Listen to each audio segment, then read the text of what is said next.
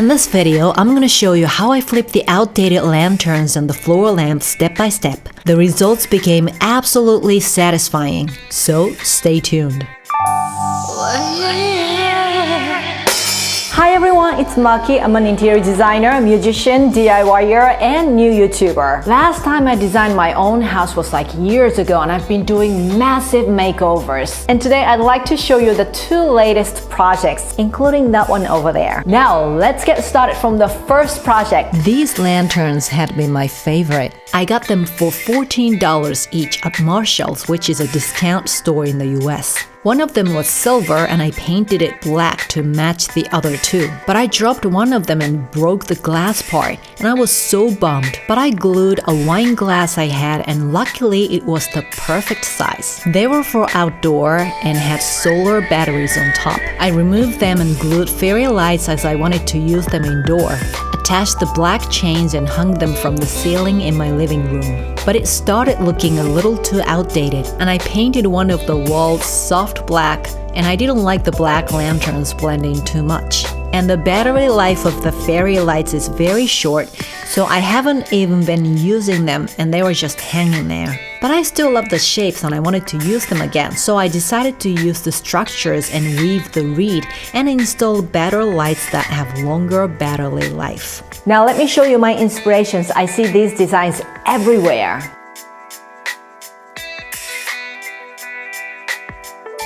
Now let me show you the tools and materials that I used for this project. I'll leave all the links to the products down below so you don't have to take notes. Reed.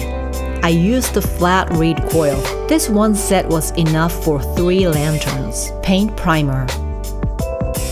Acrylic paint. I used unbleached titanium and black. Wood conditioner. To paint the reed, I used oil wood stain.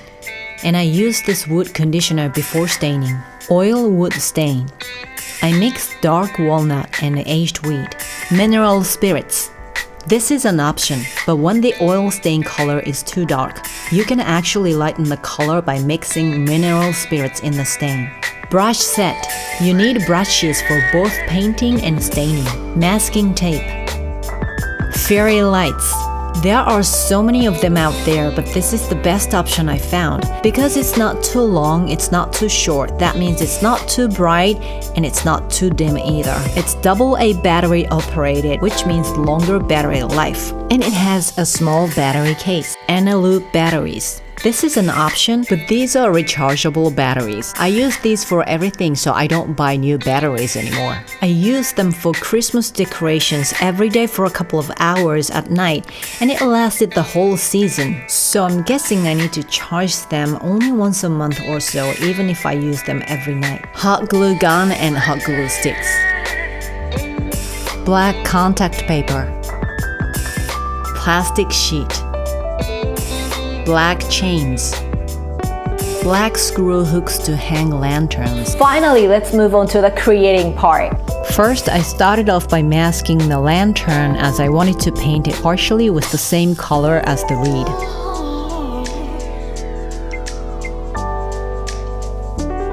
I did 2 coats of primer, and I also did 2 coats of acrylic paint. I waited for an hour or 2 between each coat. I let them dry for a day and I started weaving. I soaked the reed before weaving for about 15 minutes. The reed that I got wasn't one long coil, it came with short pieces. So I soaked a couple of pieces in water and I soaked more while weaving.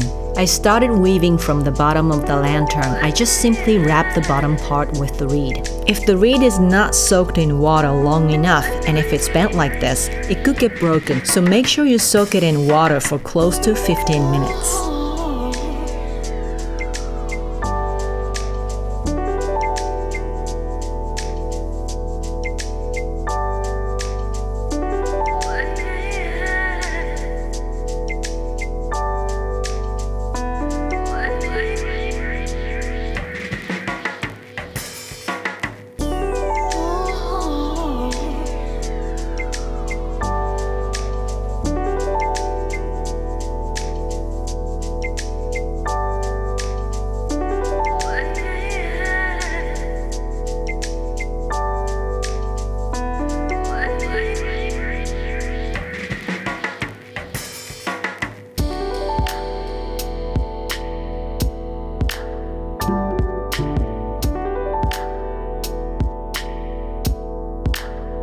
I tied the ends of the reed together. Then I started weaving the middle part.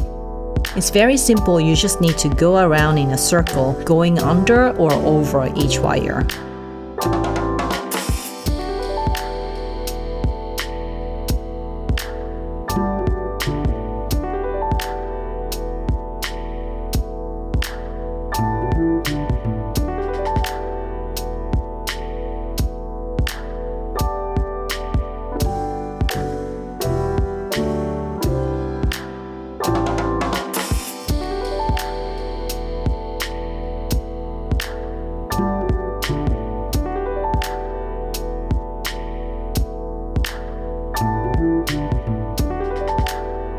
When I did one round, I figured out there was one part I had to go over or under 2 wires, but it looked completely fine when it was done.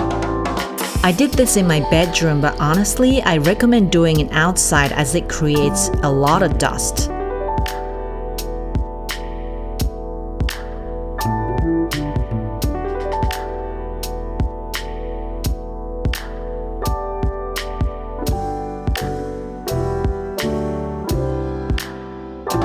For this lantern, I wanted to expose the glass part in the middle, but I wasn't sure how much I wanted to expose, so I stopped weaving at some point and started weaving from the top to see the balance. The reed came with short pieces, but I cut it even shorter because when it's too long, I had to pull it very hard to weave, and that made the paint get peeled partially. So I found it's better to weave short pieces little by little.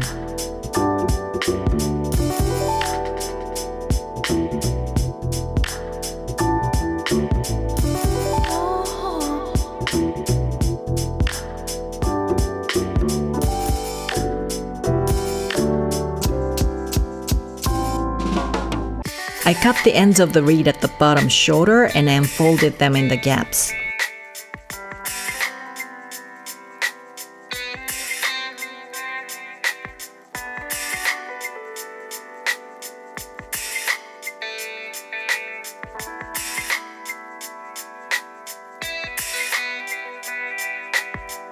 When adding a new piece of reed, I wove the new end and the previous end together.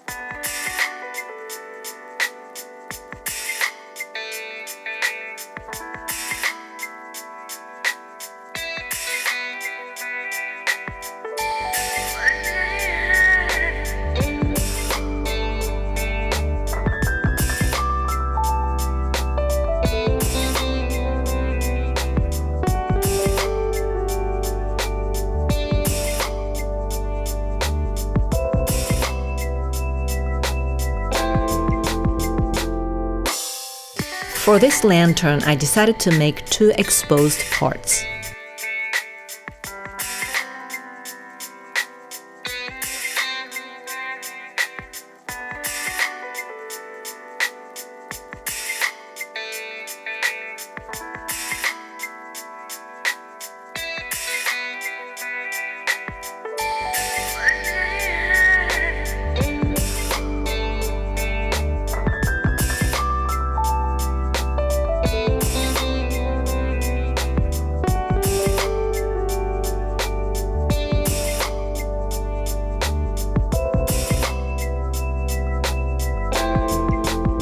For the rounded shaped lantern, I wove all the body.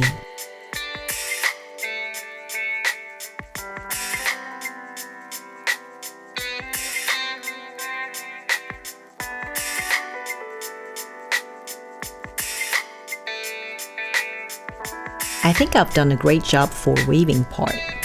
To paint the reed, I used oil wood stain. You can lighten the color by mixing mineral spirits.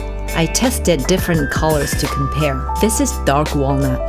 This is dark walnut mixed with mineral spirits. This is aged wheat. This is aged wheat mixed with mineral spirits. This is aged wheat mixed with more mineral spirits. I don't know why, but it looked somehow darker. I soaked this one with coffee water for 15 minutes. This one's not stained. This is dark walnut but gel stain instead of oil stain. This is dark walnut gel stain with mineral spirits. The one I chose was dark walnut and aged wheat mixed with mineral spirits. I have seen people using spray coat before applying wood stain on reed. But since I didn't have it, I applied wood conditioner instead. Wood conditioner works great for woodworking projects to make the stain very smooth. I tested it with a piece of reed and it looked much better than without it. So I applied it and waited for 20 minutes, then started staining. If you're doing this indoor, please make sure to open windows. Both wood conditioner and oil stain have strong scent. I applied it with a paintbrush because I thought brush would work better for layered areas. I didn't want to make the color too dark, so I wipe it off with a towel as soon as I applied it with the brush.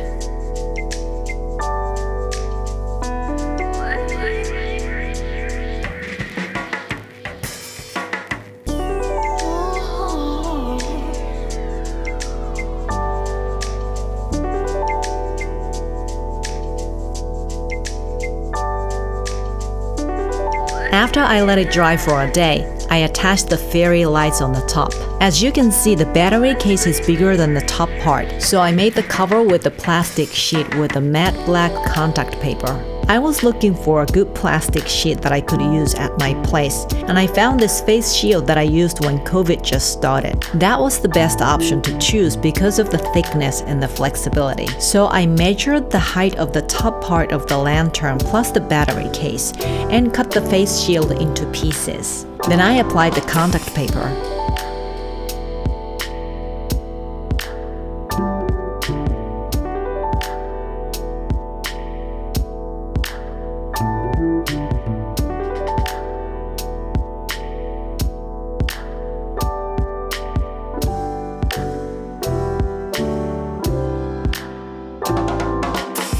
I should have cleaned the plastic pieces as I got many air bubbles because of dust. So I pierced small holes and scraped the air out with a card. To prevent this, I wiped the plastic pieces with a wipe and cloth that came with glass foam shield I had.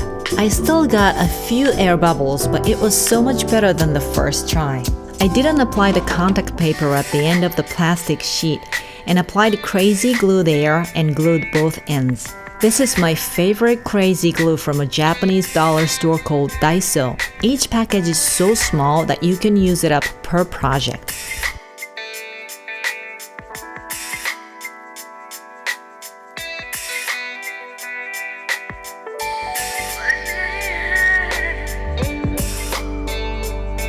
There was this projection on the battery case that I didn't need, and I wanted to make the case as small as possible, so I cut it off with an oscillating multi-tool, then sanded that part.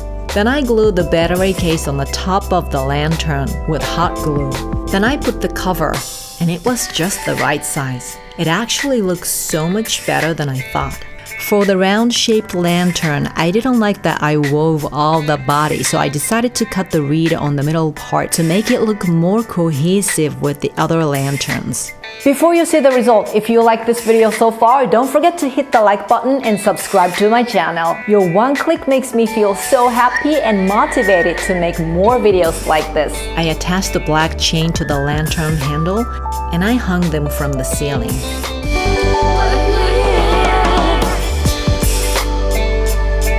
I am so overwhelmingly happy about the result. This is one of the best projects I've done. The woven reed looks so good and the stain color was just perfect. I couldn't wait until it became night and turned on the lanterns. And when I finally did, it looked so beautiful. You can change the brightness and also the lighting mode. I would mostly use the stable mode, but you can also choose twinkle one like this.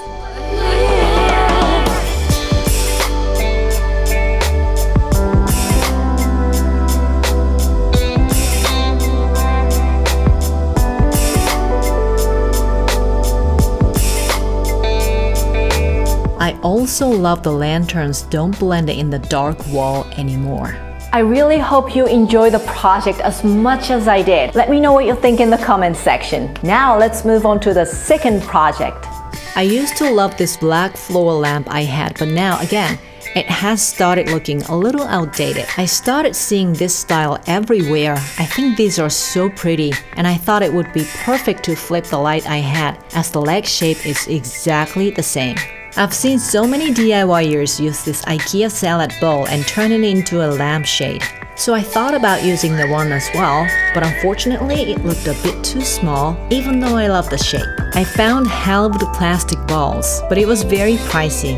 Then I found this gigantic salad bowl on Amazon. I thought it would look interesting because it's got textures. I found this ceiling lamp at West Elm and I thought it would be interesting to have gold lampshade with textures like this for my floor lamp as well. And here are the tools and materials that I used for this project. That plastic salad bowl. Spray paint. There are so many different gold spray paint out there, and you never know how the color exactly looks until you spray it on an object. I found this very helpful article that compares different gold spray paint. I'll leave the link of the article in the description. The spray I chose is this and I absolutely love it, and I have used it for many different projects.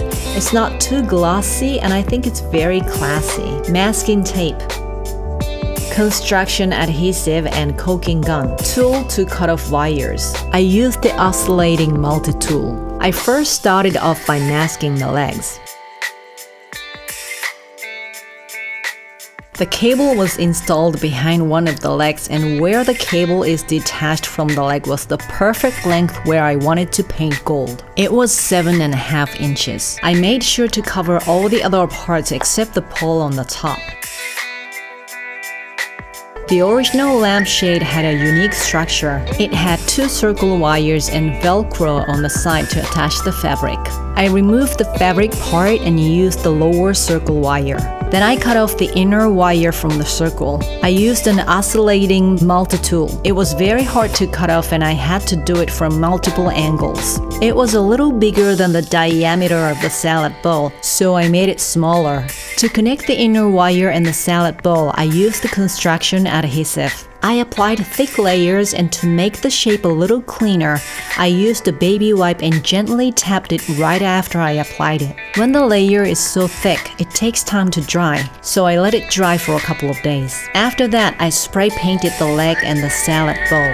I used this pop-up tent as a paint booth so I wouldn't bother my neighbors. I'll leave the link to this pop-up tent on Amazon as well in the description if you're interested. It's very easy to use. And since I started using this tent, I started feeling free from stress when I work on spray paint projects, as I don't have to worry about my neighbors anymore. I did a couple of coats. I waited about half an hour between each coat and let it dry for a half day. Then I removed the masking tape and paper. I attached the new golden shade and the bulb.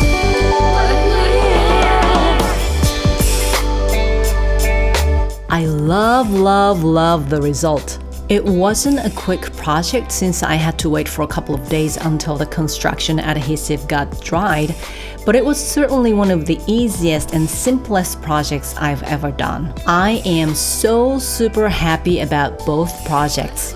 Alright, thanks so much for watching. I'll see you in my next video. Love you all. Bye!